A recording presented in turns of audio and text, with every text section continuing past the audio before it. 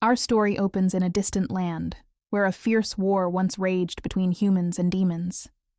For years, humanity managed to push forward, led by one extraordinary hero, a man named Lee Ji-ho. He was called many things: the warrior from another world, the dragon slayer, and unexpectedly the fiancé of Nadia Valajit, the duke's cast-aside daughter. Now, their engagement? Definitely not the kind of love story Nadia used to imagine.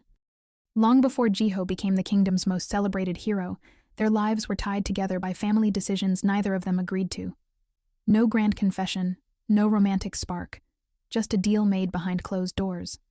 And Nadia, well, she was never exactly her family's pride. As Duke Valajit's daughter, she should have had it all: wealth, beauty, influence. Instead, being born illegitimate pushed her to the edges of her own home. Ignored, dismissed, and treated like she didn't belong, not just by her family, but by the servants too.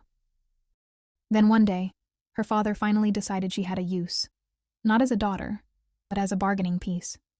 He chose to marry her off to a strange outsider, a man summoned from another world to save the kingdom. A risky move, or a calculated one. Even before Ji-ho proved his worth, Duke Valajit saw something in him. He was convinced the man would rise to greatness, so he quickly secured the engagement with his eldest daughter. And Nadia, despite everything, the cold treatment, the forced arrangement, the uncertainty, she still clung to a small, stubborn hope. Maybe her marriage could be peaceful. But let's be honest, that was never going to happen. She's the protagonist after all, and peaceful isn't a word her story plans to learn anytime soon. Before Nadia could even realize that she had been completely betrayed, she was already locked inside a cold, silent cell with a single cruel truth forced upon her. She would never see her soon-to-be husband again. And as if that blow wasn't enough, the person who put her there was her own half-sister, Karain Valajit. The moment Ji-ho left for war and returned as the kingdom's shining hero, the Valajit family made their decision. Their illegitimate daughter was no longer fit to stand beside him as his wife. But simply ending the engagement wasn't enough for them. No, they went much further than that. In a scheme so vile it's hard to believe, Ji-ho, the man praised as the nation's most honorable, joined forces with Duke Valajit and Karain. Together, they drugged Nadia during a grand ball and arranged for a man to violate her. Seriously, how twisted can people get? When Nadia finally woke up, she found herself half-dressed, surrounded by nobles who stared, whispered, and laughed without restraint. And every second of that nightmare had been carefully planned, down to the smallest detail, by her own father, her sister, and her fiancé. Disgusting doesn't even begin to describe it. Whatever little dignity Nadia had left was crushed that day. Her engagement was immediately called off, and with her name dragged through the mud, no noble family dared to help her. After all, why would they, when even her own family had abandoned her? And now that they had their excuse for the final step, they decided to erase her completely. As thugs dragged her away, Karain calmly explained, without a hint of guilt, that Nadia's death would protect the family's honor. Unbelievable. Calling her heartless would be too kind. That woman is downright evil. With a rope tightening around her neck, panic consumed Nadia as memories of her life flashed before her eyes. A quiet, obedient life. One where she followed every order, avoided attention, and gave up everything so her sister could shine. In the end, that same sister watched her die with a smile. Their plan worked. Nadia died. Or at least she should have. Because when she opened her eyes again, she wasn't gone. She was back. 3 years in the past, at 20 years old, before any of this tragedy had unfolded. At first, she couldn't believe it. It felt unreal. But as the truth slowly settled in, one thing became clear. She had been given another chance. The question now was, what was she supposed to do with it? Could she really change her fate? Escape her manipulative sister and ruthless father? Or was she doomed to repeat the same nightmare all over again? As Nadia struggles to piece together a plan, her thoughts are abruptly cut off by a moody maid bursting into the room, snapping at her to leave so she can clean. And just like that, Nadia makes her decision. No matter what happens, she refuses to live the same life again. This time, she's choosing revenge. As if to seal that resolve, the maid goes even further, complaining about fingerprints on the mirror and even shoving her. Seriously, since when do servants push their own lady around? Then again, this isn't just any maid. This is the very same woman who 3 years later will hand her the drug at that cursed ball. So yeah, she's been on Karain's side from the very beginning. But Nadia doesn't react the way she used to. No fear, no submission. Instead, she simply offers a gentle smile and walks away. Not long after, she crosses paths with the head maid in the hallway, who informs her that the king himself has come to visit her father. After quickly changing into something more presentable, Nadia answers her father's summons, only to be greeted with sharp criticism for arriving late. As they walk toward the audience chamber, the Duke begins briefing her on what's to come. There's an upcoming ceremony, and Nadia has a very specific role to play. She's to present Jiho with a laurel crown. The moment he says it, Nadia's memory clicks. In her past life, this ceremony carried deep meaning. A young woman of marriageable age would offer a laurel crown to the hero being honored. On the surface, it looked like a simple gesture, but in truth, it was practically a public confession of love. As for her father, oh, he's not doing this out of tradition alone. This is his chance to push Jiho even further into the spotlight. Sure, Jiho was the war's greatest hero, but he wasn't the only one being recognized. Still, by having Nadia give him the crown, the Duke ensures all attention stays on Jiho, and conveniently ties Nadia back to him in the public eye. She remembers exactly how that ended, but this time, she needs a way out. Not long after, they arrive. While the Duke sits down with the king to discuss the ceremony, Nadia and Karain play their roles perfectly, serving tea and desserts like obedient daughters. But the atmosphere is far from pleasant. The king is visibly irritated, and it quickly becomes clear why. He's upset about one particular figure, the northern Marquis of Winterpell. The North and South have long been at odds, and this nobleman is no exception, especially when it comes to the royal family. Unfortunately for the king, the Marquis is also a key contributor to the war effort, which means he must be honored at the ceremony. And that is exactly what the king doesn't like. He worries the Northerners might cause trouble during the event, but the Duke smoothly offers a solution. Bind the Marquis through marriage. Marriage again? Do these men ever think of anything else? Or is every problem in the world just solved by handing a woman over? Still, as frustrating as it is, Nadia knows the logic isn't wrong. Marrying the Marquis of Winterpell to a southern noble's daughter would actually calm the tension between the two regions. Suddenly, Nadia gets an idea. What if she volunteers herself? This is the same girl who was killed in her past life for being used as her father's pawn and marrying a war hero. And now she's about to walk straight into the same situation again? Just with a different man? You've got to be kidding. For a brief moment, Nadia falters. Then, to everyone's shock, Nadia steps forward and offers herself directly to the king. On the surface, she plays the role of the obedient daughter, but beneath that calm expression, she's clearly plotting something. At least she better be. Her father and Karain immediately think she's lost her mind. After all, the Valajit and Winterpell families are infamous enemies. There's no reason to believe the Marquis would accept a bride from the south, especially not the daughter of someone he despises. But Nadia isn't done yet. She goes a step further and suggests that instead of offering the laurel crown to Jiho, she should give it to the Marquis. That earns her a sharp rebuke. The Duke snaps at her, calling the idea ridiculous, and insisting the Marquis would never agree. Nadia looks shaken, but she doesn't back down. Instead, she points out something crucial. The Marquis himself requested this ceremony. That means he wants to receive a laurel crown and possibly improve his standing among the southern nobles. Now here's the trap. If he rejects a young lady's offering in front of everyone, he risks looking dishonorable. The attention would shift from his achievements in the war to the scandal of the ceremony. And if he has even a shred of sense, he won't take that risk. So, he'll accept the crown. Once he does, the king can push the marriage forward, and the Marquis will have little room to refuse. Not bad, Nadia, not bad at all. This is the kind of thinking her father should have valued from the start, instead of treating her like a bargaining chip. The king seems convinced by her reasoning, and surprisingly, even the Duke is starting to agree too. Once His Majesty takes his leave, the atmosphere shifts instantly, and not in Nadia's favor. Her sister wastes no time tearing into her, furious that Nadia dared to stray from the original plan. And while the Duke technically benefits from what she did, that doesn't stop him from demanding a proper explanation for her sudden defiance. After everything she went through in her past life, Nadia struggles to keep her composure. The emotions hit hard, and for a moment, it feels like she might break. Still, she forces herself to speak. Her father isn't buying the dutiful daughter act this time, so Nadia drops it and explains the real reasoning behind her decision. As expected, the kingdom's power structure is complicated. The royal family may wear the crown, but in reality, they're little more than figureheads controlled by the Valajit Duchy, which makes her father the true authority behind the throne. And that also makes him vulnerable. If the northern nobles ever decide to rebel, his position would be at serious risk. Nadia knows exactly where to strike.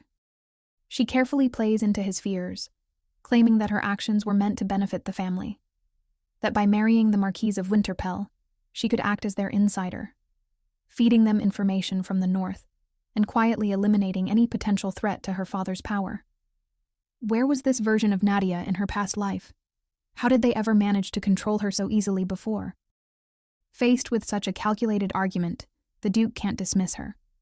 And when Nadia adds one final touch, casually mentioning that she could even end up a wealthy widow after her father eventually defeats the Marquise, that seals it. He's totally convinced. In just a single day since returning to the past, Nadia has already accomplished something huge. She's avoided being tied to Jiho all over again. And that's not all. That rude maid, the same one who would later help ruin her life, has already been thrown out for theft. Of course, Nadia made sure of that herself. One problem removed before it even begins. Time moves quickly after that, and before long, the day of the ceremony arrives.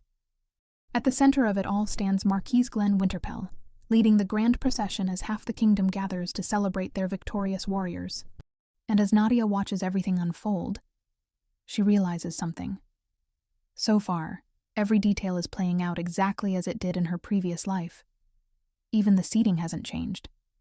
Karain, seated right beside her half-sister, is clearly not pleased.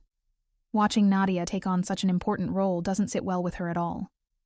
With a sharp glare, she makes a jab, mocking Nadia for borrowing her jewelry.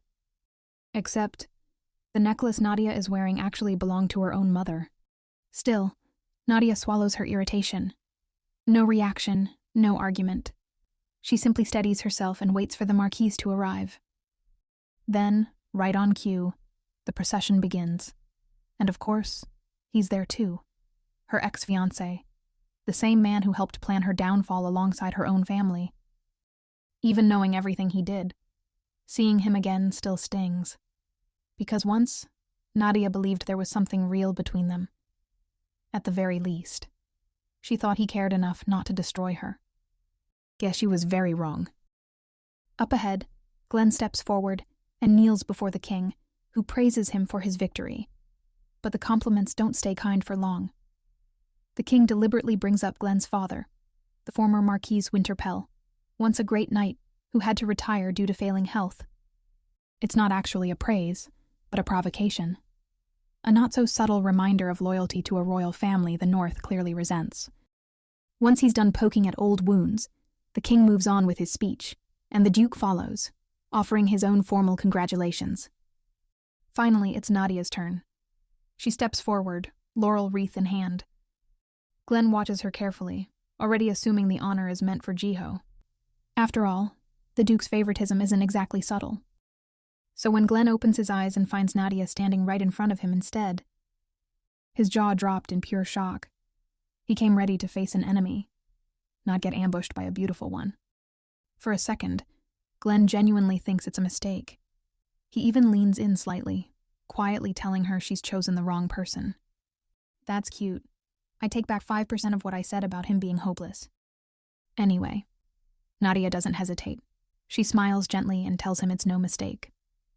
With full confidence, she offers him the wreath, claiming she fell in love with him the moment she first saw him. Glen lowers his voice, warning her about the weight of what she's doing. Maybe he thinks she's being manipulated. or that she doesn't fully understand the consequences. But Nadia doesn't break character. She keeps up her sweet, composed act and continues offering the laurel as the crowd watches, murmuring with excitement. Until he refuses. "Sir, just accept it first and reject her later. Why are we making this awkward for free?" Now, with the entire crowd watching, Glenn has no room to maneuver. The pressure builds. And finally, he gives in. He takes the wreath, then immediately turns and walks off the stage, looking as moody as ever. Well, that didn't go exactly as planned. But hey, a win is still a win. And judging by the satisfied look on the Duke's face, he's more than pleased, especially after witnessing Glenn's very public humiliation. As the Valajit family makes their way toward their carriage, they're suddenly stopped by a very upset Jiho. He definitely wasn't expecting the ceremony to turn out like that. The Duke quickly steps in, offering a smooth apology for the misunderstanding, and assuring Jiho that he'll arrange an even better marriage match for him. The conversation escalates, voices rising, tension thick. But eventually, the Duke manages to calm him down, promising future compensation. That promise is giving "this will end badly" vibes. With that settled, the half-sisters follow their father into the carriage. As Nadia steps in, she briefly catches Jiho's expression. For a second, she wonders what's going through his mind.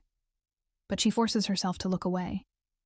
Whatever he's thinking, it doesn't matter anymore. She may have disrupted his plans, but he was the one who betrayed her first. Meanwhile, at the Winterpell estate, Glenn is still reeling from the chaos of the ceremony. And it doesn't help that he's become the center of everyone's attention. The entire kingdom is talking. And somehow, people have already turned the story into a romantic tale.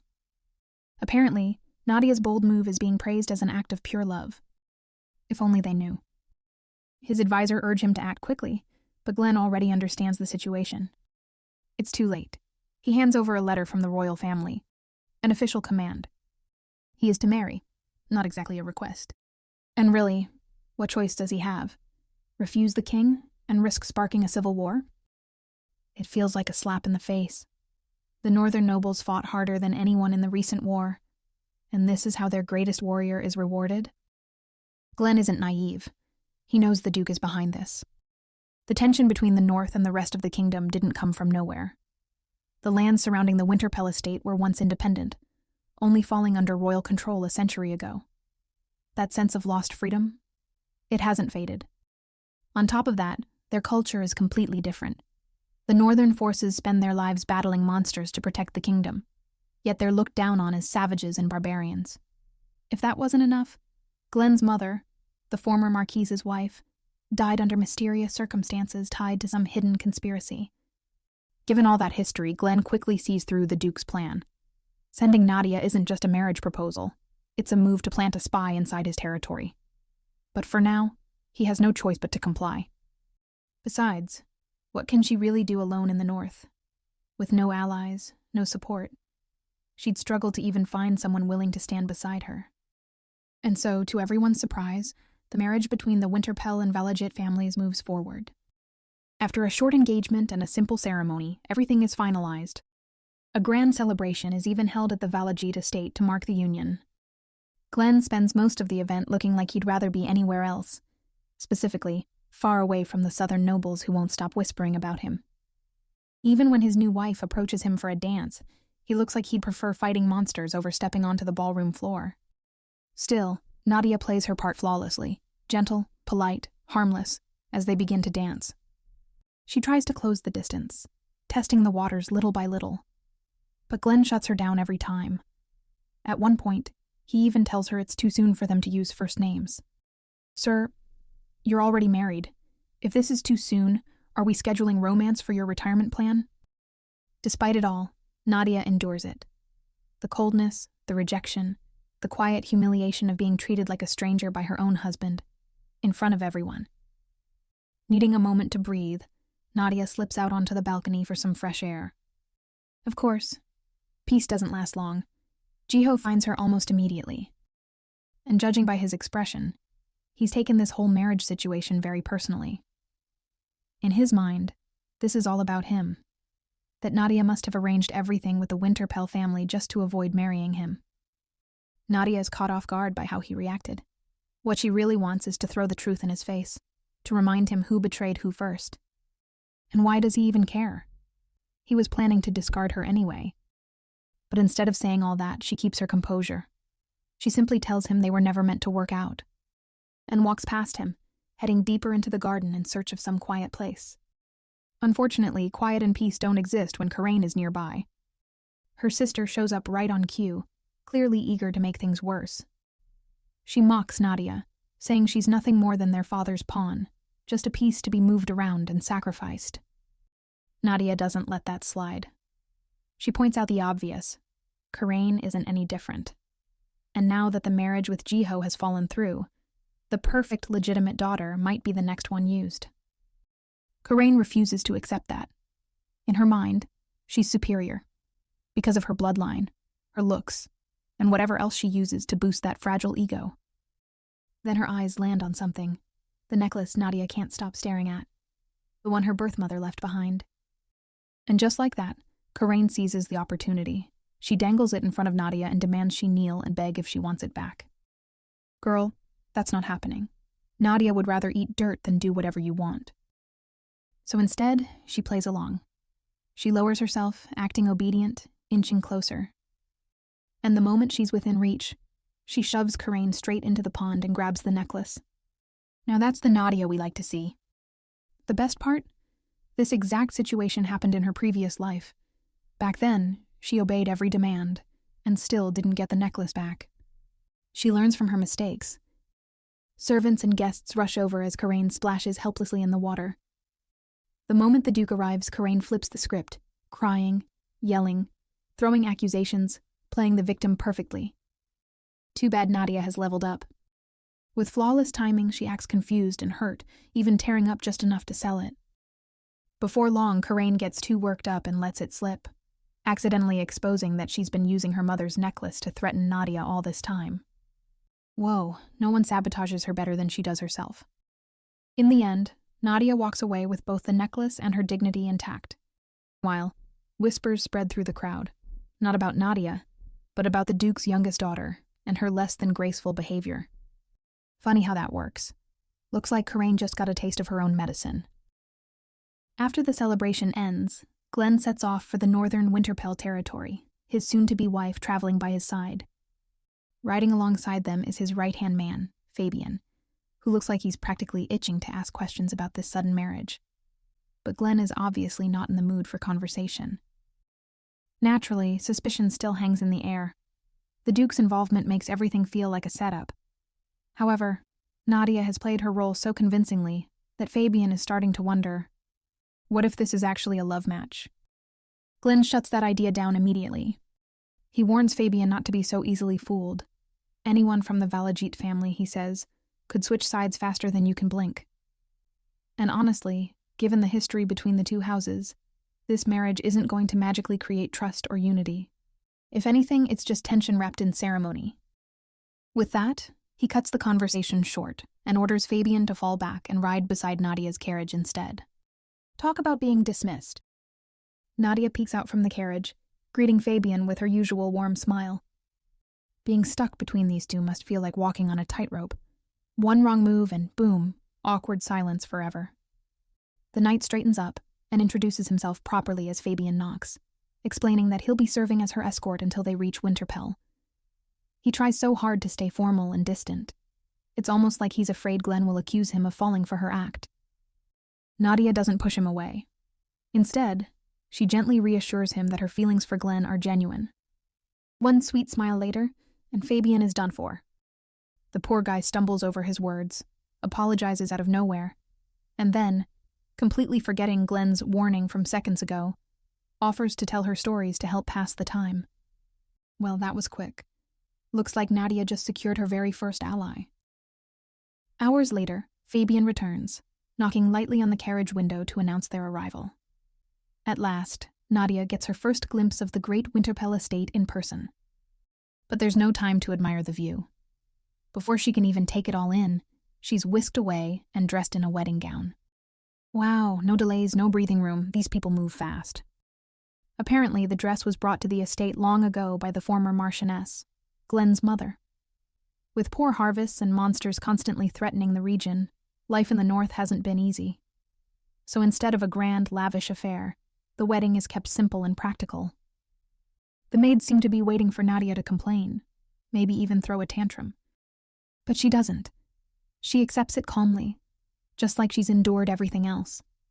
After all, she's about to become the Marchioness of Winterpell. It's finally time she starts thinking not just about survival, but about the people she'll now be responsible for. Unexpectedly, someone has been listening in the entire time. From just around the corner, Glenn's aunt, Grace Greenwood, steps forward, having heard everything. And surprisingly, she seems impressed by Nadia's calm and composed attitude, which is actually a big deal. With Glenn's mother gone and his father bedridden, Grace is essentially the highest authority in the household. Winning her approval isn't optional, it's necessary. Grace offers a compliment, noting that the dress suits Nadia well. But the mood quickly shifts. Her tone turns sharp as she brings up her nephew's deep dislike for the Velajit family. She claims she wants to help Nadia grow closer to Glenn, though it feels more like a warning than actual support, like she's reminding Nadia exactly where she stands. Just before leaving, Grace drops one final remark, an ominous reminder about the importance of a wedding night in any marriage. Okay, that doesn't sound supportive at all. Why does it feel like she's deliberately trying to mess with Nadia's head? For the next few days leading up to the ceremony, that comment refuses to leave Nadia's mind. Until now, Glenn has been so distant and suspicious that she never even considered the idea of sharing a night with him. But he is her husband. What if he expects it? By the time the wedding ceremony begins, Nadia is completely distracted. As the priest recites the vows, her thoughts spiral so badly she nearly forgets to say, "I do." Then comes the moment to seal the marriage, the kiss. Nadia is so focused on what might happen after that, she didn't even prepare for this part. She freezes as Glenn leans in and gently presses a kiss to her lips before pulling away like it meant nothing at all. That wasn't what she expected. Wasn't he supposed to just fake it? Night falls, and now the real question begins. Pacing back and forth in her room, the new Lady Winterpell wonders if her husband will even show up. To her surprise, he does, but not for the reason she feared. Glenn makes his stance clear. He has no intention of being intimate and no plans of having children together. Well, that was a little harsh. Good thing Nadia isn't devastated. Nope, she's feeling something completely different. She's relief. Of course, she still puts on a performance. She cries loud enough for the maids outside to hear, selling the whole heartbroken act. Meanwhile, in her head, this is absolutely perfect. She only agreed to this marriage to escape Jiho and finally break free from her family. So if Glenn wants nothing to do with her, that just makes things easier. For the first time in a long while, she can finally relax. She happily digs into a spread of delicious food, eats her fill, and collapses into bed with a full stomach. Compared to her previous life, this is actually a massive upgrade. By the very next morning, Nadia's little scheme is already working. The maids, as expected, are busy whispering among themselves about the newlyweds, but instead of mocking her, their tone has shifted. They actually feel sorry for her. Word has spread that she cried for hours, and even asked for alcohol just to fall asleep. Of course, their sympathy only goes so far. The staff are loyal to Winterpell, so in their eyes, Glenn did nothing wrong by keeping his distance. Glenn and his knights happen to overhear the maid's gossip session, but none of them seem even remotely concerned about Nadia's heartbreak. Instead, Glenn assigns Fabian to escort his wife around the estate. Officially, it's for her safety. Unofficially, it's to keep watch, making sure she doesn't try anything suspicious, like sending letters back to her family. Despite being treated like a potential threat, Nadia doesn't protest. In fact, she plays it off perfectly, making it seem as though Glenn entrusted Fabian with protecting her. Poor Fabian, stuck right in the middle again. Of course, Nadia knows exactly why he's there, and she doesn't mind at all. If anything, it gives her the perfect chance to prove she's not the enemy. So she gets straight to work. Calling over an elderly butler, she asks for the estate's financial ledger. If she's going to be Marchioness, she might as well start acting like one. But the moment she opens the books, her expression drops. The Grand Winterpell estate is drowning in debt. So much for a peaceful married life. It turns out the entire northern territory is struggling.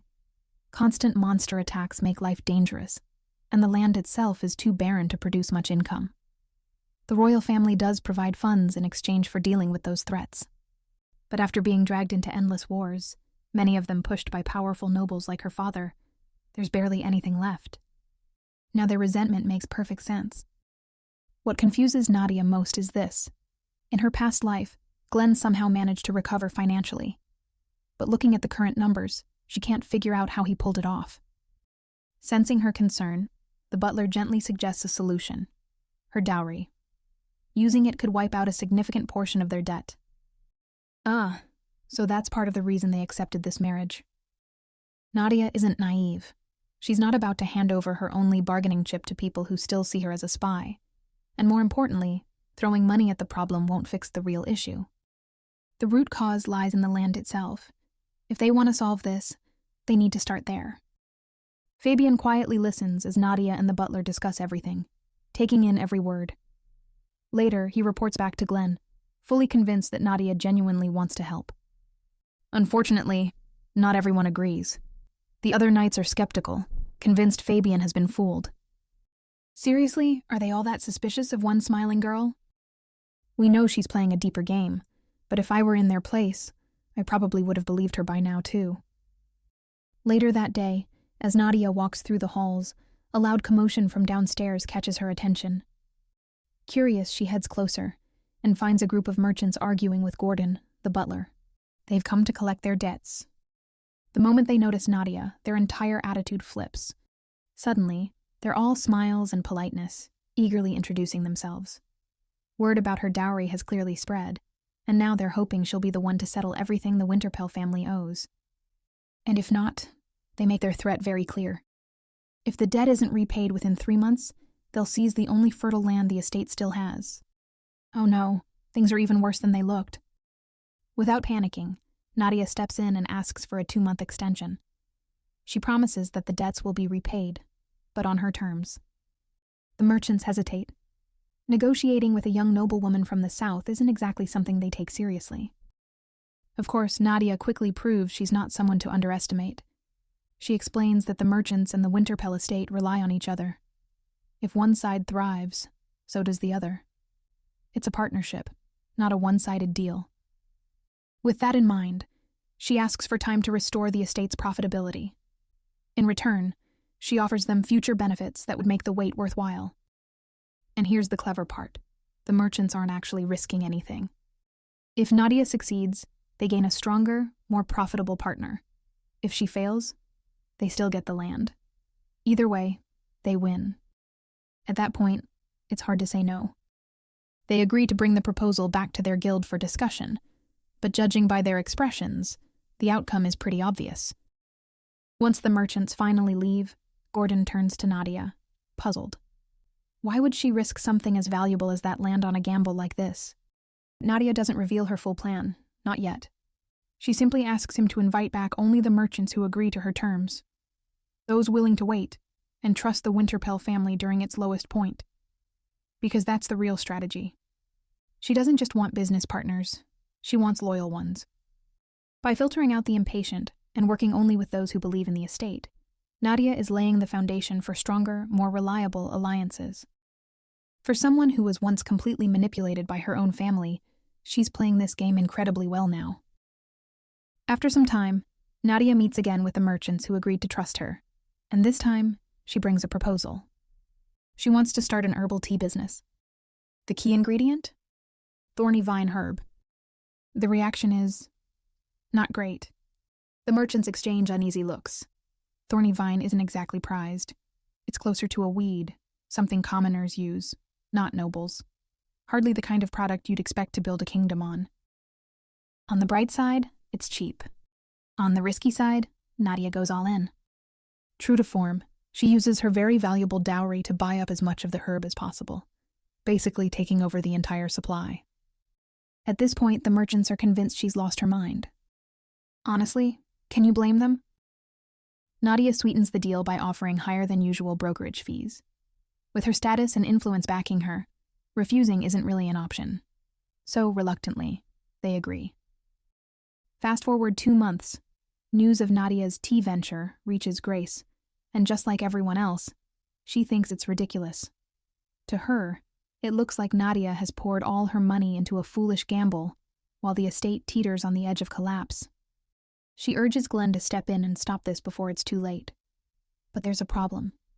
Since Nadia is using her own dowry, Glenn has no authority to interfere. Grace presses the issue, reminding him that the debt deadline is fast approaching. And from the outside, it really does seem like his wife has prioritized a fantasy business over the family's survival. Gordon bursts in. With news that changes everything. Nadia succeeded. She didn't just make a profit, she earned enough to repay the estate's debts on time. So, how did a simple, low-value herb suddenly become a gold mine? Here's the twist. Across both the north and south, a deadly black plague has been spreading, devastating families and leaving chaos in its wake. But recently, a cure was discovered. The thorny vine herb. Yes, that same worthless plant. Don't ask how a humble tea cures a plague. No one's questioning it right now. What matters is this. By the time the cure became widely known, Nadia had already secured nearly the entire supply of thorny vine in the kingdom. And the reason she moved so confidently? Nadia remembered. In her past life, she had already seen this happen. Of course, Nadia doesn't exploit the situation. She doesn't hike the prices to outrageous levels. Instead, she ensures the tea is distributed at fair prices, especially in areas hit hardest by the plague. Still, some of the Winterpell staff grow uneasy. If the North controls the cure, it could raise suspicions. The Southern nobles might start accusing them of spreading the plague intentionally for profit. Thankfully, no one would dare accuse the Duke's daughter of something like that. They should be grateful. In just 2 months, Nadia hasn't just helped. She's practically rescued the entire territory. Her tea business is thriving. The Merchant Guild now stands firmly on her side, and with the wealth she's generated, she secures powerful allies for the future. And just like that, Nadia wipes out the estate's debts like an absolute boss. Meanwhile, the merchants who rejected her earlier offer? Yep, they're definitely regretting it now.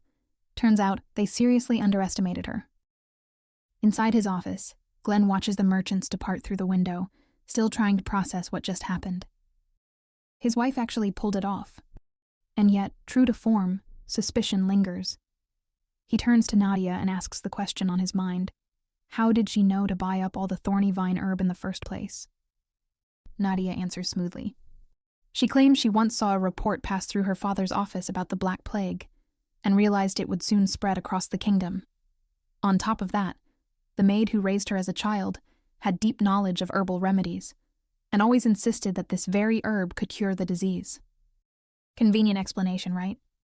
Well, what else was she supposed to say? Like this? Oh, I died once and came back with future knowledge. No thanks. That's a one-way ticket to getting locked up somewhere. Surprisingly, Glenn's icy demeanor begins to thaw. For the first time, he offers her a genuine apology for doubting her. Then, more seriously, he asks why she would go so far to help someone who is technically her father's enemy. Nadia doesn't answer directly. Instead, she turns on the charm. Soft eyes, gentle expression, the whole act.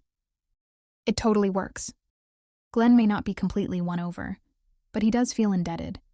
He tells her he's willing to grant her a reward for what she's done for his family.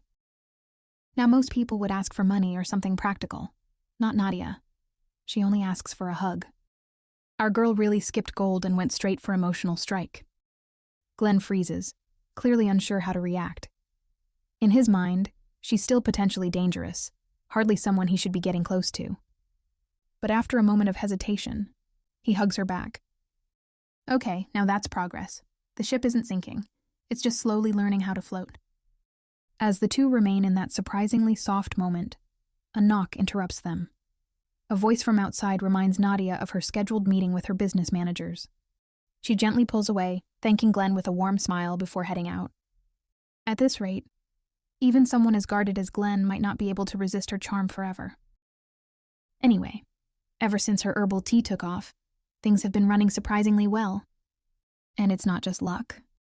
Nadia has been training her managers herself, teaching them efficient ways to organize, plan, and handle operations, so everything runs like a well-oiled machine. Funny enough, most of those skills and ideas came from Jiho.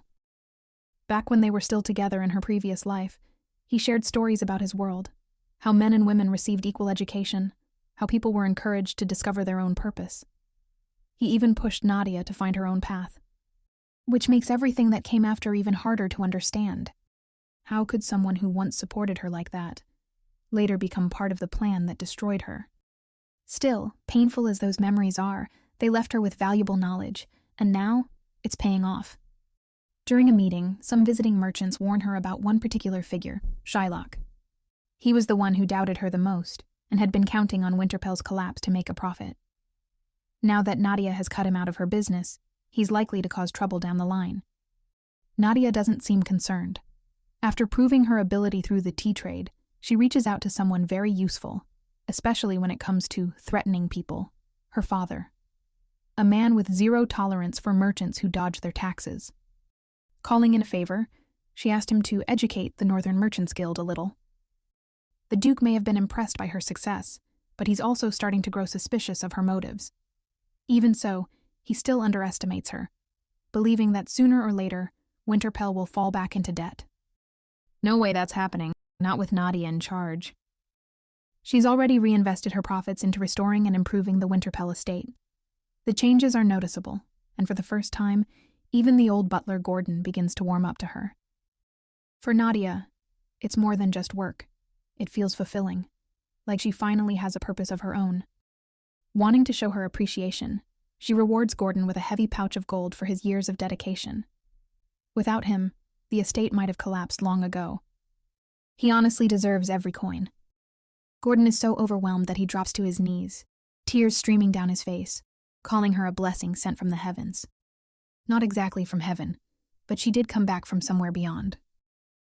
A messenger carrying a red flag suddenly arrives, never a good sign. Fabian quickly explains what it means. Count Altio, whose territory borders Winterpell to the south, has likely started another territorial conflict. This neighbor guy makes a habit of it. At least once a year, like clockwork, his troops show up and create chaos. Surprisingly, no one seems too worried. Even Glenn remains calm, assuring Nadia that he'll handle it quickly and return soon. Fabian backs him up, proudly stating that the Winterpell army is the strongest force in the region. With Glenn leading them, victory is practically guaranteed. And it's true, they always defeat Count Alteo in battle. The problem? They never finish the job. Whenever things turn against him, the Count retreats to Balin Castle, a fortress so well defended it might as well be untouchable. No matter how many times Winterpell attacks, they've never managed to break through. So every victory ends the same way, a win, with no real gain. But this time, things might finally change, because Nadia remembers something. Near that fortress lies a hidden treasure, an iron mine, and more importantly, a dragon's lair. Now normally, hearing dragon lair is a reason to run in the opposite direction. But in this case, the dragon is already dead, which means what's left behind is a massive hoard, gold, silver, treasures beyond imagination, just sitting there, waiting to be claimed. A fortune like that could completely change everything. There's no way Nadia can ignore it. The problem is, how is she supposed to tell them? It's not like she can casually point at a map and say, "Hey, there's a hidden treasure right here," without raising 100 questions and eyebrows. Convincing them might be harder than finding the treasure itself. It takes Nadia a few days to come up with a believable excuse, and once she does, she doesn't hesitate. Right when the battle unfolds exactly as expected, Winterpell forces pushing the enemy back into Balin Castle, Nadia does something no one saw coming. She rides straight to the war camp. We actually have to admire her nerve. She's a brave little lady. Glenn is completely stunned when he sees her. His reaction says it all. How did she even get here? This is an active war zone, not a place for casual wife visits. Nadia just stands there, calm, composed, and suspiciously charming at exactly the wrong place, but perfect timing, and tells him she missed him. For a brief second, Glenn actually believes it. He thinks she risked everything just because she was worried about her husband. Oh, if only he knew. This isn't about love, it's about the secret fortune. He brings her into his tent, and without wasting a second, Nadia drops the real reason she came. She wants to take down Balin Castle. So much for playing the clueless wife. It sounds outrageous, borderline insane, but the way she says it, confident enough to make everyone stop and listen. Then she steps forward, pointing at the map. Her plan is precise. She instructs them to build a dirt mound on the west side of the castle. A distraction. It doesn't even need to be finished. The real focus is the north side, where they'll dig a tunnel beneath the fortress. Once it's deep enough, they'll pack it with gunpowder and oil. Then, ignite it. If done right, the explosion will collapse the tunnel and bring down the walls above it. With the fortress compromised, they can attack immediately and overwhelm the enemy before they recover. Glenn admits he's considered something similar before. But there's always been one problem. The land around the castle is full of granite, making it nearly impossible to dig through. That's when Nadia shares another key point. She claims that the rock on the northern side is different, softer, easier to break. According to her, she came across that detail while looking through documents in her father's office. It sounded like a weak excuse, but not completely impossible. After all, the Duke would definitely have records on enemy fortifications. Still, not everyone is buying it. Giscard immediately voices his doubts, refusing to trust anyone from the Valajit family. Glenn, on the other hand, sees potential. Even if there's a chance this will not work, it's too valuable to ignore. So he orders his men to investigate the northern side and confirm the rock's condition.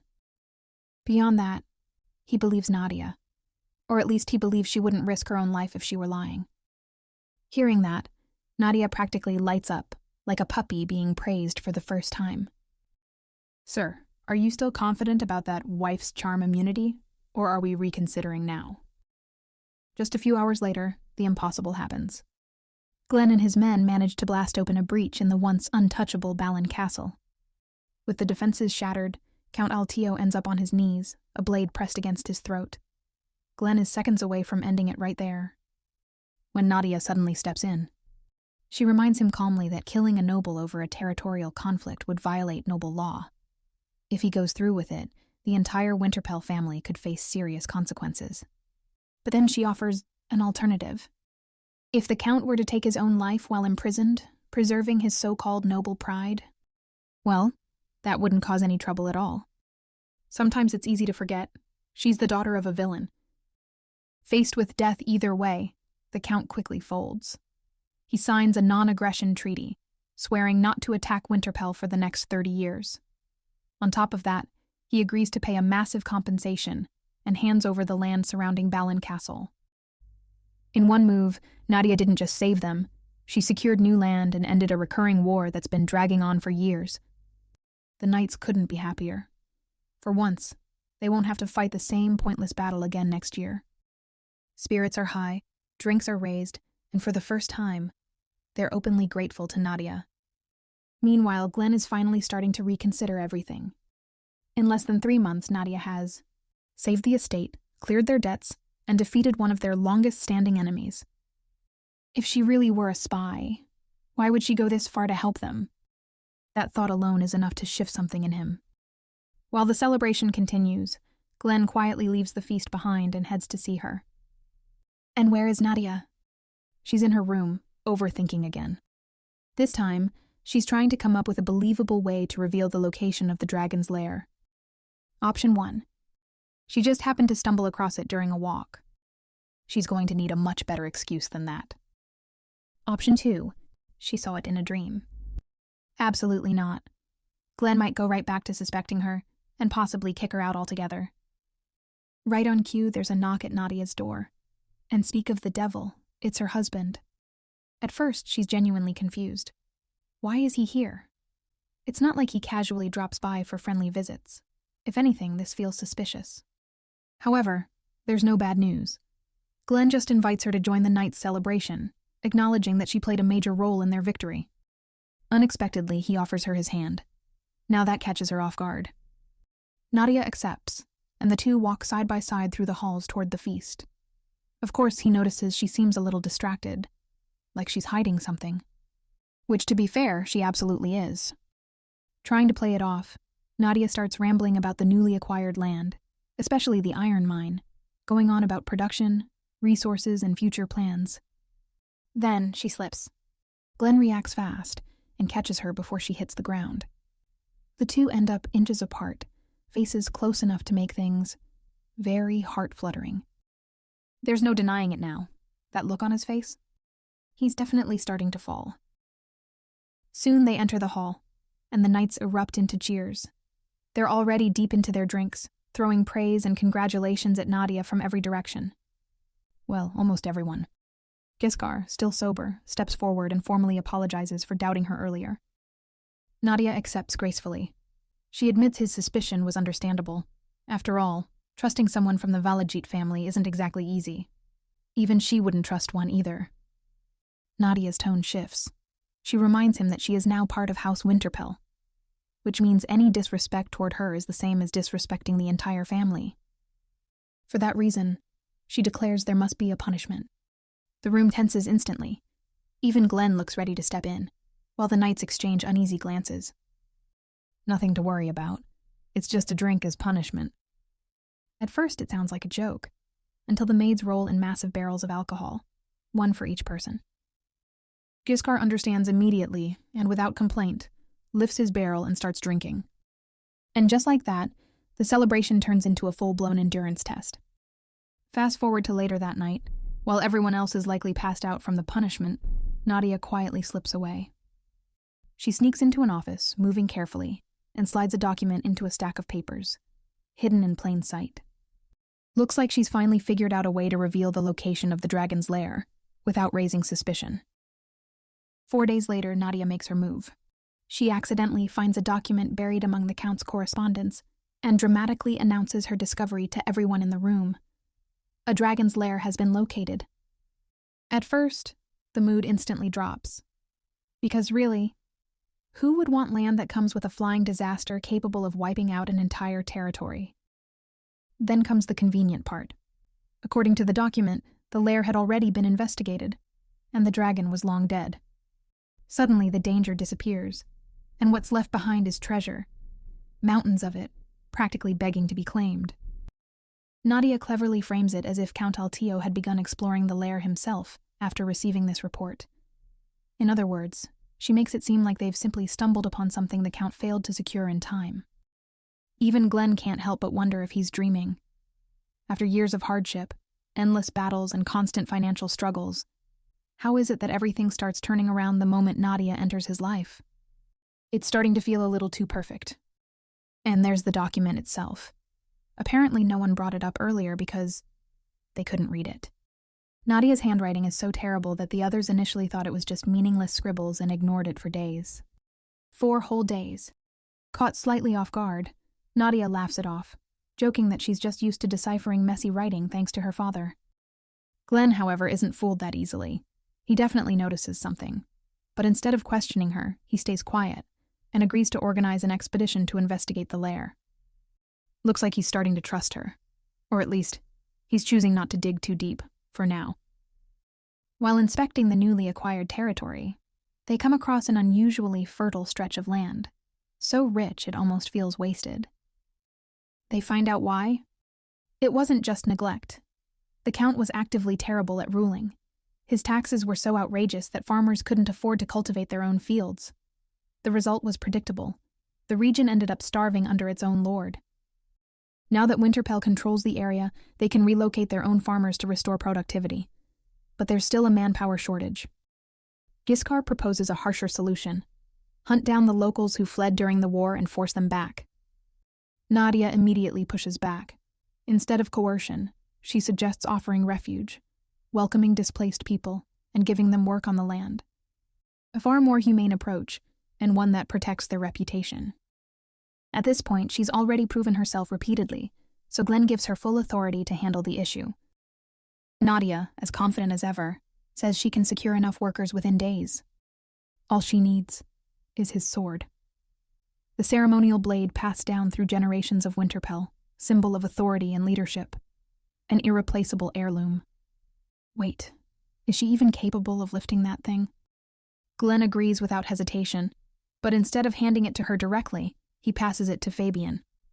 Realistically, that sword is far beyond her strength. The truth is, she never planned to use brute force anyway. Her strategy is more symbolic, like a sword in the stone test. She plants the blade in the center of town and makes an announcement. Anyone who can pull it out will be rewarded with 10 gold bars. At first, nobody dares. The villagers are still wary of their new ruler and assume it's some kind of trap or execution test in disguise. Fear keeps them away, until greed starts whispering louder. Eventually, a young man named Peter steps forward and tries his luck. And instead of punishment, he gets rewarded. 10 gold bars, delivered immediately by Giskar, exactly as promised. Nadia's intention becomes clear. She isn't just hiring workers, she's rebuilding faith in Winterpell's rule. The effect spreads fast. Stories of the Winterpell house travel to nearby villages, drawing people toward Balin Castle. Not out of fear, but curiosity and hope.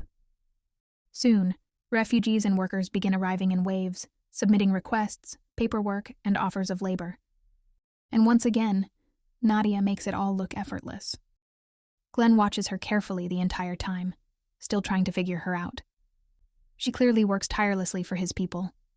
But when it comes to him personally, she remains distant, almost uninterested. Aside from the occasional charming act, she doesn't try to get close. And that, oddly enough, raises even more suspicion. If she keeps this up, Glenn might start doubting her all over again. Out of nowhere, Fabian bursts in with good news. They've found the blueprints to Balin Castle. This isn't just helpful. It's a massive breakthrough. For years, the castle was considered untouchable, and even now that it's fallen, much of its inner structure remains a mystery. Turns out the place is practically a labyrinth. Twisting halls, hidden corners, secret rooms. It was clearly designed to confuse and trap anyone who dared invade. And who knows what could still be hiding inside. Treasure, maybe. But more importantly, something far rarer. Dwarven craftsmanship. Back in the day, Count Altio had ties with the dwarves, legendary artisans known for forging exceptional steel. Weapons, tools, household items, everything they made was top tier. If even a fraction of that remains in the castle, it could be priceless. So naturally they start searching, hoping to uncover either the goods, or at least a clue leading to the dwarves themselves. But despite having the blueprints, they come up empty. Nothing. No hidden stash. No trace. Until Glenn notices something. At the end of an ordinary-looking hallway, he discovers a concealed passage. Here's the surprising part. Even Nadia missed it. That alone says how well hidden it was. They step inside, entering what feels like an entirely different level of the castle, something closer to a dungeon. It's not marked on the blueprint at all. And the walls? Stained with dried blood. Yeah, definitely not the kind of place where you expect to find treasure chests. Still, they press forward and eventually reach a forge. Not just any forge, but one lined with finely crafted weapons, each one carefully made, each one telling a story of expert hands at work. Suddenly, a strange sound echoes from behind a locked door. Without a second thought, Glenn kicks it open. And what's waiting inside isn't treasure. It's a row of prison cells. And inside those cells, dwarves.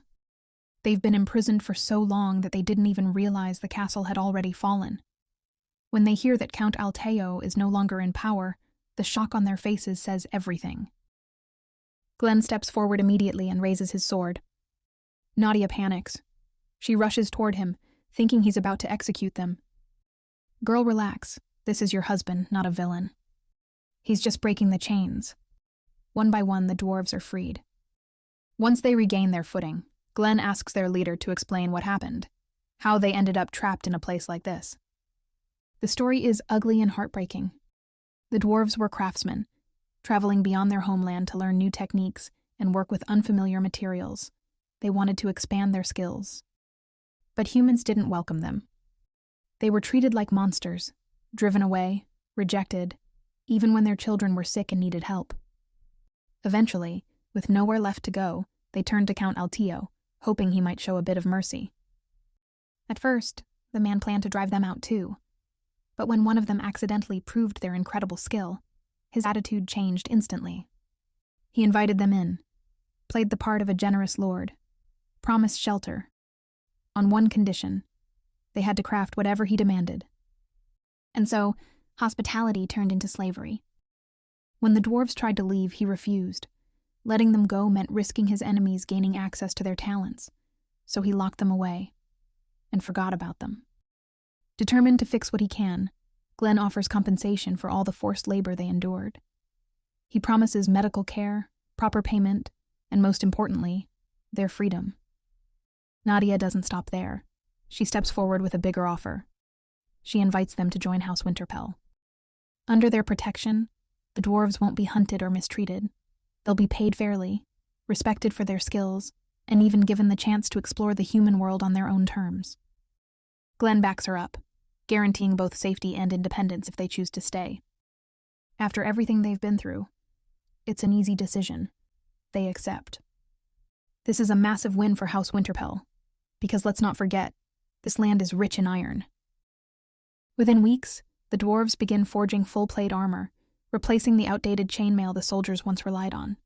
A massive upgrade. Who else would come up with this? Obviously, this was Nadia's idea. Well, technically inspired by Jiho's knowledge from the future.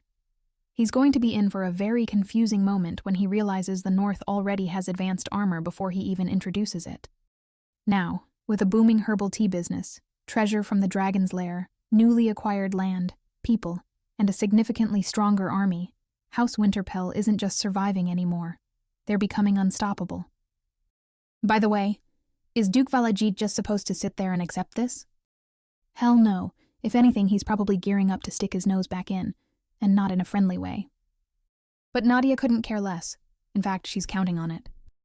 Her goal has always been clear: to bring her family down when the inevitable war between the North and South breaks out. Provoking them doesn't scare her. Actually, it just gives her more reason to keep building up her husband's power. Revenge isn't rushed, it's prepared. Still, before any of that unfolds, Nadia asks Fabian to acquire some elegant glass brooches to use as gifts. Speaking of gifts, there was only one time Nadia ever received one herself. It happened after a ball, one where, for once, Nadia stood out more than her sister. Ironically, it was Karain who forced her to wear the eye-catching dress that drew all the attention. Karain, unable to handle being overshadowed, lashed out like she always did. Nadia was used to it, used to being the target whenever her sister lost control. So when Karain raised her hand, Nadia simply braced herself. But this time Jiho stepped in. He arrived just in time, stopping the blow and pulling Nadia away. Later, he even gave her a new dress to wear for dinner. He took her out that night, treating her gently, even calling it their first date. And in return, Nadia helped him, teaching him proper table manners since he wasn't familiar with formal dining in this world. Afterward, they walked along the river. He asked her how she was treated at home. Turns out, he understood more than she expected. He too had been looked down on because of where he came from. Which only makes everything that happened later even more confusing. All that kindness, and yet, in the end, he still stood on the side that destroyed her. Or did he? Was he truly part of it? Or was it all Karain's manipulation? Back in the present, though, there's no time to dwell on the past, because news of Winterpell's rapid rise has finally reached the Duke. And as expected, he's not happy.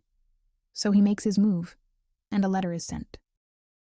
After their long campaign across Altio's former lands, Glenn and Nadia are finally on their way back home. But before reaching the castle, they make one last stop. A small struggling village on the edge of Winterpell territory. The place is clearly suffering. Poor conditions, worn-down homes, people barely getting by. Nadia steps in and shares the rewards of their recent victories with the villagers. And for Glenn, it hits harder than expected. For the first time, he doesn't see her as a suspicious outsider, but as a woman. Someone genuinely kind and beautiful. Well, we all know where that road leads. Just look at him. He's so busy staring. He's barely hearing a word anyone's saying. Nadia eventually snaps him out of it, bringing him back to reality. She quietly suggests they return to the castle without drawing attention. The less people know about her involvement in their success, the better. If word reaches her father too soon, it could ruin everything. As long as the Duke remains unaware, they still hold the advantage. Then Nadia makes her stance crystal clear. If the day comes when Glenn and the Duke stand on opposite sides, she will choose her husband. When he asks why, she answers without even blinking. Because she loves him. Glenn is completely flustered by her honesty. He even starts blushing. Everything seems sweet and peaceful with the expedition group. But back at the castle, tension is brewing. Nadia's sudden disappearance hasn't gone unnoticed. Servants whisper, rumors spread. It's clear she left without informing everyone, likely to avoid being stopped. Of course, Grace wastes no time taking advantage of it. She approaches Gordon, trying to persuade him to hand over Nadia's seal, clearly planning to use it for something questionable. In her mind, Nadia must have run away while Glenn was gone. Gordon shuts that idea down, stating that Nadia is with her husband. Instead of easing her worries, that only makes Grace more suspicious. Now she's even suggesting that Glenn himself might be in danger because of Nadia. A bold claim, and not a very smart one. Thankfully, Gordon doesn't entertain any of it. He brushes off her accusations without a second thought, which leaves her completely baffled, as she wonders how Nadia managed to win him over. Not long after, Glenn and his troops return, and right on cue, Grace is there to greet him with a polished smile and warm congratulations. As soon as she spots Nadia close behind, she immediately puts on a relieved act and asks why she decided to join him on the battlefield. Nadia doesn't miss a beat. With flawless delivery, she softly claims she simply missed her husband too much to stay behind. Grace is clearly thrown off by that innocent answer, but she recovers quickly. Changing her approach, she scolds Nadia for interfering with Glenn's duties. It's a clear attempt to put her in her place. Before it can land, Jiskar steps in, and instead of backing Grace up like she expected, he does the opposite. He reminds her firmly to show proper respect to the Marchioness. After all, Nadia didn't just follow Glenn out of impulse. She came out of concern for everyone. The other knights chime in, openly approving of Nadia's presence, which leaves Grace completely stunned. Not long ago, these same men were the first to doubt Nadia. Well, turns out kindness, brains, and a bit of charm go a long way. What really makes Grace's head spin is when Glenn pulls Nadia closer, firmly reminding everyone that she is now the lady of the house.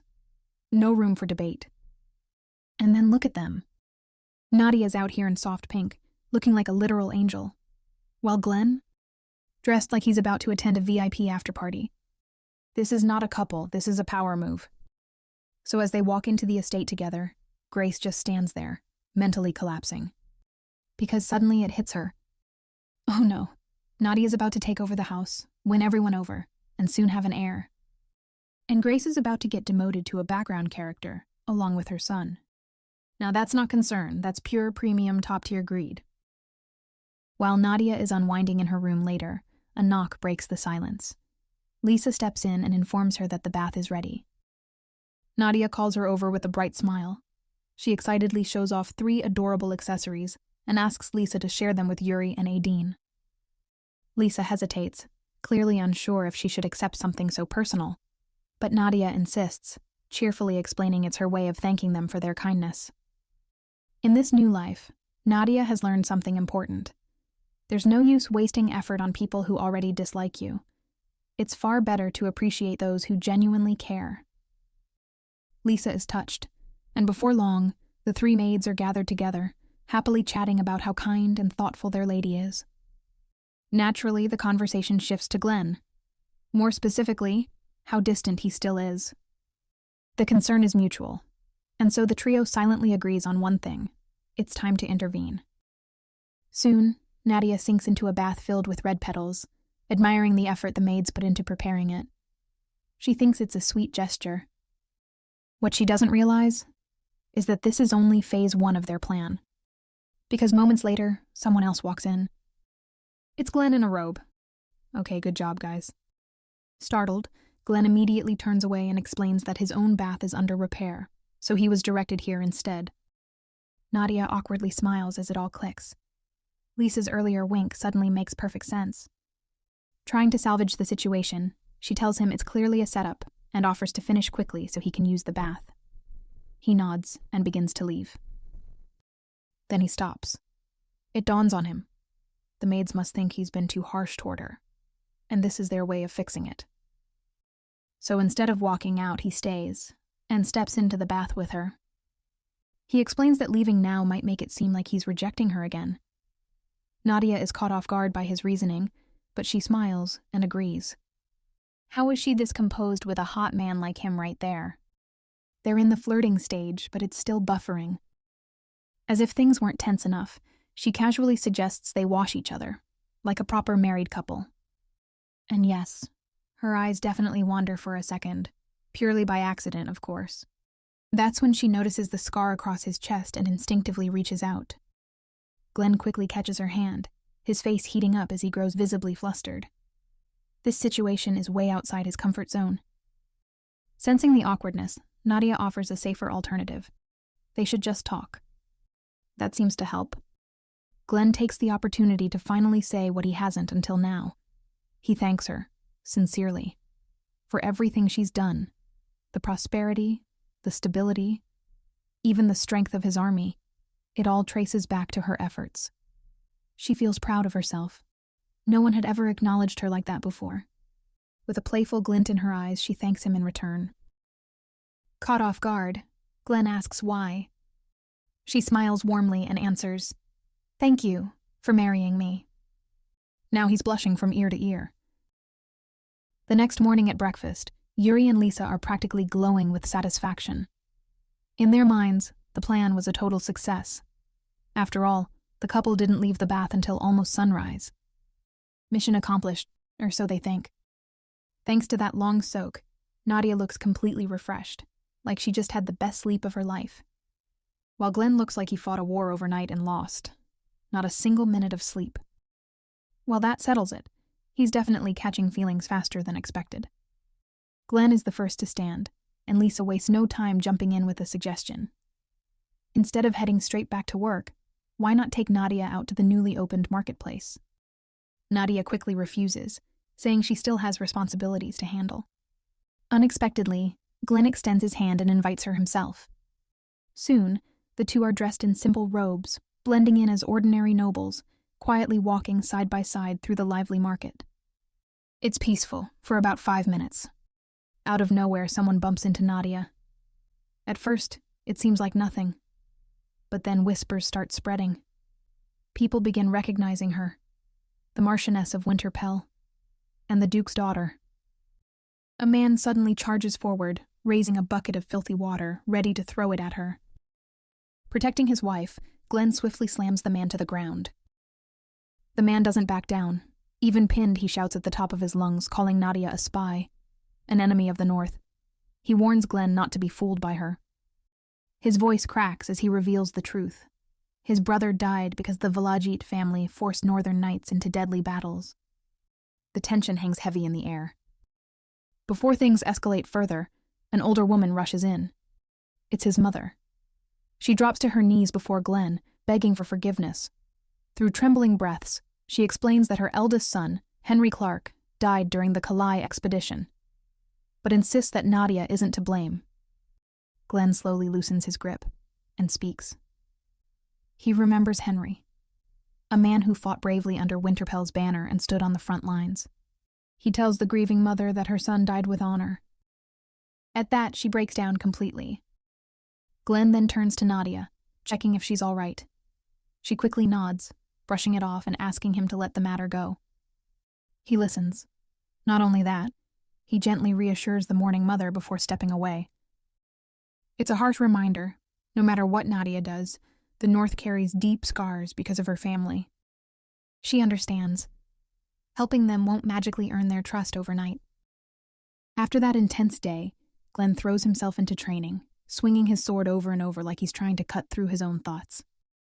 The incident in the marketplace won't leave his mind, especially the pain his people still carry because of the Duke. He knows the truth. The Duke is cruel. Nadia has done nothing but help Winterpell, and yet, she's still a Velajit. Someone who, no matter how innocent she seems, is tied to the very man who caused so much suffering. He drops his sword, shaken by his own thoughts. Right on cue, his Love Life support squad walk in and immediately notice something's off. They ask the obvious question. Why isn't he with Nadia? One look at his face and they already know the answer, so they don't sugarcoat it. If he keeps pushing her away, He's going to regret it. Someone as loyal and devoted as Nadia doesn't come around twice, and if he lets her go, that's on him. Perfect. Nadia has her trio of matchmaking maids, and Glenn has these three. Even with their blunt advice, Glenn's struggle doesn't disappear. He knows Nadia is everything a man could hope for. And that's exactly the problem. The second he allows himself to feel something for her, guilt hits him just as fast. How is he supposed to face his bedridden father, or the memory of his late mother? To be clear, he doesn't blame Nadia for what her father did. But falling for the daughter of the man responsible for his mother's death? That's a line he can't cross so easily, so he does the only thing he thinks he can. He buries his feelings. If Glenn only looked a little closer, he might realize that Nadia was never truly treated like family either, because calling that Duke a father feels like a stretch. That evening, the two sit across from each other at dinner, but not a single word is exchanged. The silence is thick, and Nadia knows that the incident at the market is still weighing on him. Trying to ease things, she gently tells Glenn he doesn't need to worry about her. But he won't engage, not even a little. That only makes her more uneasy. Refusing to let it fester, Nadia presses on. She tells him they can't keep avoiding things like this. They need to talk, to actually understand each other. She reassures him again that she meant what she said, that she would always choose him over her father. However, just as she's about to open up about how abusive her father is, Glenn suddenly yells at her to stop. Nadia goes still, completely stunned. Even Glenn looks taken aback by his own reaction. Realizing what he's done, he quickly apologizes. Nadia nods, accepting it, but the sadness in her expression doesn't fade. The truth is, Glenn isn't lashing out at her. He's struggling with himself. After all, he's beginning to fall for her, and she's the daughter of the man who took his mother's life. As Nadia walks through the corridor, lost in thought, Fabian suddenly rushes up to her. There's clear concern on his face. He's noticed the shift in how Glenn has been treating her lately. So, he decides to tell her the story of Glenn's parents. Years ago, their carriage fell off a cliff in what was said to be an accident. Glenn's mother died on the spot, while his father barely survived, left in a coma ever since. Behind it all, one name has always lingered as the prime suspect, the Duke. Fabian explains carefully. He knows his master better than anyone. Glenn isn't pushing Nadia away out of hatred. He's struggling. Struggling with the idea that he might be falling for the daughter of the man believed to have destroyed his family. It's not about her. It's the situation. He just hopes Nadia understands that. And she does. She understands why people would hate her father. But here's the twist. The Duke wasn't the one behind it. Surprising, right? She learned this in her past life. When she asked her father about it, he was offended and denied it outright. According to him, if he were to eliminate someone, he wouldn't choose such a sloppy method. An accident that leaves a survivor? That's not his style. Honestly, it checks out. If Glenn's parents had lived, Winterpell would have remained under weaker leadership. But with them gone, Glenn rose to power, and he turned out far more capable than his father ever was. That outcome doesn't benefit the Duke at all. If anything, it creates a stronger enemy. On top of that, no southern noble would dare act without the Duke's approval. Which leaves only one possibility. The culprit came from within Winterpell itself. Now, Nadia starts piecing things together. If she wants to clear this misunderstanding, she'll need proof. Just claiming her father is innocent won't convince anyone. Right as she's thinking this through, a letter arrives from the Duke. It's short, almost casual. He asks her to write to him more often. But the message underneath is obvious. He's telling her to send information about Winterpell. Even if it makes her look suspicious, the fact that he reached out first is risky, especially when she hasn't sent him a single letter since arriving. Now she's caught between two problems. Uncover the real mastermind behind the attack, and deal with a father who's quietly tightening his grip. Either way, Nadia knows one thing for sure. She can't afford to stay still. The following day, Nadia heads to the training grounds, where Glenn is focused on his archery practice. She's determined not to let the distance between them grow any wider. With a gentle smile, she approaches him and asks if he could teach her. But when Glenn suddenly turns and walks away, her heart sinks. Did she push too far? Just as doubt starts creeping in, her expression lights up. He returns, holding a smaller, beginner-friendly bow. So that's what he was doing. Glenn positions himself behind her, guiding her stance. His voice is calm, his movements careful. But how is she supposed to concentrate when he's this close? His face just inches away. Focus is officially gone. Flustered, Nadia releases the arrow and completely messes it up. Glenn tells her she needs more practice. After a brief pause, he apologizes again for raising his voice at her before. He avoids her gaze, ears slightly red, quietly thanking her for approaching him first. And somehow, that simple moment makes her smile. Sometimes closing the gap really does start with one small step. That evening, Aideen sneaks into the woods to do some sewing on the side, only to be caught by Jacob, one of Grace's men. Thinking fast, she claims she's just gathering firewood for Nadia. Nice try, but not enough. Jacob spots her sewing tools and quickly pieces it together. She's been taking on extra work, a direct violation of the rules for personal maids. So he drags her straight to Grace. Aideen panics and even tries to bribe him, but Jacob shoves her to the ground and refuses. Puzzled, Grace asks what's happening. Once Jacob explains everything, he suggests dismissing her immediately.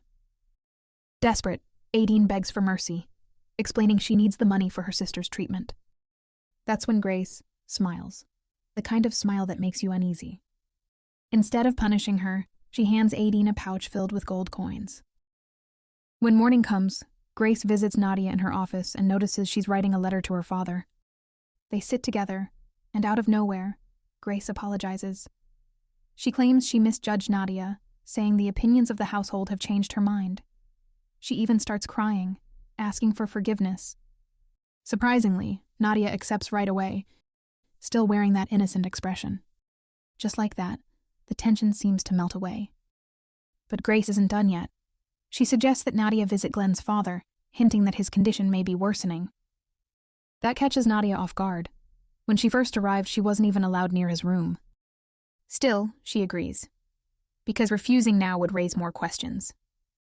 Grace leaves soon after, and the moment the door closes, Nadia's gentle smile disappears. Of course she knows, that woman isn't apologizing, she's making her move. Lisa quietly approaches Nadia, her voice filled with concern. She asks if Nadia truly intends to visit Glenn's father. Nadia answers honestly, yes, but not just yet. Before that, she needs to uncover the real culprit behind everything. Lisa warns her to stay cautious around Grace, and Nadia genuinely appreciates the concern. As they glance out the window, they spot Aideen speaking with Grace in the courtyard. Lisa looks confused, but Nadia? She simply takes a slow sip of her tea. At least now, she has a clearer picture. Someone close to her might already be playing both sides. Soon after, Gordon personally escorts Nadia to the room of Glenn's father, who still lies unconscious. Nadia's shocked by how frail he looks. It's obvious how much Gordon respects the former lord, Isaac Winterpell. With careful hands, he holds Isaac's, speaking softly, telling him that his son has married a woman who is both capable and kind. Nadia steps forward and introduces herself properly. In her heart, she offers a quiet apology for the lies, for the hidden motives that brought her here. But alongside that guilt, she makes a promise. She will restore honor to the Winterpell name. As Gordon steps out, Nadia notices how tightly secured the room is. Even the windows have been sealed shut from the inside to block any possible intrusion. Just then, Glenn arrives, and is surprised to see her there. So Nadia explains that she came to greet his father. Before she leaves, she asks if they can talk later, once he's finished his visit. That night, the Cupid maids, well, 2 devoted matchmakers and 1 very questionable participant, start getting restless. Nadia is still buried in work despite the late hour, and to make things worse, Glenn is still not falling for her. At this point, even destiny seems to be dragging its feet. This reminds Aideen of the legend of the Millennial Tree, a large tree near the castle's northern gates. People say a fairy resides within it, and just once every spring, under the cover of night, it blooms. Anyone who makes a wish beneath that tree is said to find love, Well, that's all the other maids needed to hear. With stars practically sparkling in their eyes, they immediately beg Nadia to take them there. The problem? Maids aren't exactly allowed to wander outside at night. But Nadia, being far too kind for her own good, agrees anyway. And so, a secret little mission is born. They'll sneak out under the full moon and visit the tree. The next morning, Lisa wakes up to a noise and finds Aideen already dressed and prepared. Now that's alarming. This is the same Aideen who treats mornings like a personal enemy. Yet here she is, up before everyone else. Aideen claims she's heading to the dining hall, but the moment she opens her cabinet, a pouch slips out. Gold coins spill into view. Lisa freezes, her mind immediately racing. Since when does Aideen have that kind of money? Aideen brushes it off and walks out, leaving behind more questions than answers. At last, the night of their little secret operation arrives. Under the glow of the full moon, they make their way to the millennial tree, and the moment they arrive, even Nadia is left speechless. The towering tree glimmers softly in the darkness, its pink blossoms glowing like scattered stars, as if the whole place exists outside of reality. Lisa wastes no time. With clasped hands, she eagerly makes her wish to the fairy, praying that the marquise will finally fall head over heels for their lady. Nadia, standing right there, can't help but feel a twinge of guilt. After all, she has no intention of staying in Winterpell forever. So instead, she quietly makes a different wish. She hopes that Glenn will meet someone he truly loves, and live a happy life with the woman meant for him. There's even a soft smile on her face as she imagines it. Whoever that future bride is, she'll be incredibly lucky. Even though Glenn seems cold, he's actually warm at heart. But as she says that, her chest tightens. Lisa, still caught up in the dreamy atmosphere, asks if they can linger a little longer. But Aideen quickly notices Nadia trembling from the cold and gently suggests escorting her back first, leaving Lisa and Yuri behind to enjoy the moment. Sounds thoughtful, right? Well, it would be, if not for one small detail. As they walk, Lisa can't help but notice something odd. Aideen isn't heading toward the north gate, the usual path back. She's leading Nadia toward the south gate instead. As Nadia walks beside Aideen, the quiet night suddenly comes to an end. Standing in their path is Tristan, the head of castle security himself. Not exactly the welcoming committee you want during a secret midnight stroll. Nadia, however, doesn't panic. She calmly explains that they're simply on their way back to her room, keeping her voice steady like nothing suspicious is going on. For a moment, it almost works, until Grace steps in. She immediately calls Nadia a liar, accusing her of attempting to flee the castle. No build-up, just straight to the accusation, as if she's been waiting for this exact moment. And oh, she came prepared. To prove it, Grace pulls out a letter, one Nadia supposedly wrote to her father. But that's not all. She holds the paper over a candle flame and slowly, hidden words begin to appear. A secret message, something about completing Nadia's mission. Nadia remains composed, insisting she never wrote such a thing, and that someone is framing her. Grace, of course, isn't about to back down. In fact, she escalates things further by calling in witnesses, dragging the doctor and Glenn into the scene like this is some kind of public trial. As if things weren't chaotic enough, the doctor drops shocking news. Glenn's father's condition has suddenly worsened, and his life is now in danger. Grace immediately points the finger at Nadia, linking it to the so-called mission in the letter. She urges Glenn to investigate his wife right away, practically handing him a reason to turn against her. Glenn's eyes darken with anger. Grace sees that and smiles. To her, it looks like everything is going exactly as planned. Except that's far from reality. Nadia looks completely unfazed and flips the entire situation on its head, claiming Glenn was with her when she wrote that letter. All eyes shift to Glenn, who quickly confirms it. Which means only one thing: this whole evidence was staged. Someone deliberately set Nadia up. For a second there, it really looked like Nadia was cornered. But nope. She's playing chess while everyone else thought this was checkers. And now, Grace is the one losing her composure. That confident act starts cracking real fast. Glenn steps forward, his presence suddenly overwhelming as he confronts his aunt. His voice turns cold as he demands answers. Why fabricate the letter? Why worsen his father's condition, and why orchestrate all of this chaos? Obviously, if her plan had actually succeeded tonight, the truth about her involvement in his parents' carriage accident would have been buried for good. Grace immediately denies everything, insisting she would never harm her own brother. But at this point, that excuse doesn't hold. If she truly cared, she wouldn't have dragged Nadia into this mess to begin with. Glenn isn't buying a single word, so he gives the order to arrest Grace. Cornered and running out of options, Grace scrambles for a way out. So she does what desperate people do best. She points straight at Aideen, accusing the maid of tampering with the letter. Nadia quickly defends Aideen, revealing that she doesn't actually have a sick sibling. Grace's expression freezes as the truth sinks in. The excuse she relied on? Completely fabricated. Which means she's the one caught. Yep, this was all part of Nadia's plan. Now let's roll things back a bit. When Nadia asked Glenn to meet earlier, she told him that the South had nothing to do with the carriage accident.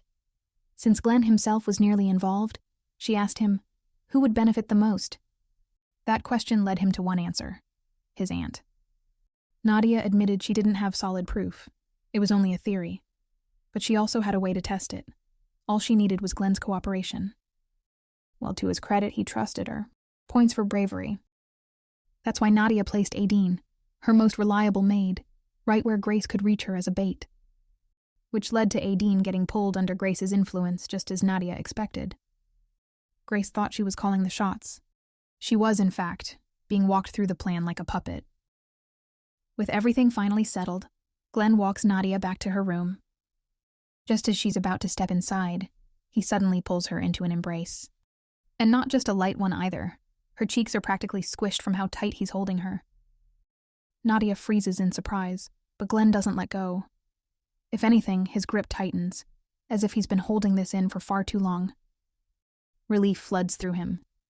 Because of her, the truth about his mother's death has finally come to light. He pulls back slightly and looks at her, feeling grateful that she isn't what he feared she might be. But the moment she gently asks if he's all right, the spell breaks. He blinks, composure snapping back into place. In the end, he lets her go. He's done running from his feelings. Yet putting them into words is a line he still can't cross. For now, he simply tells her to get some rest.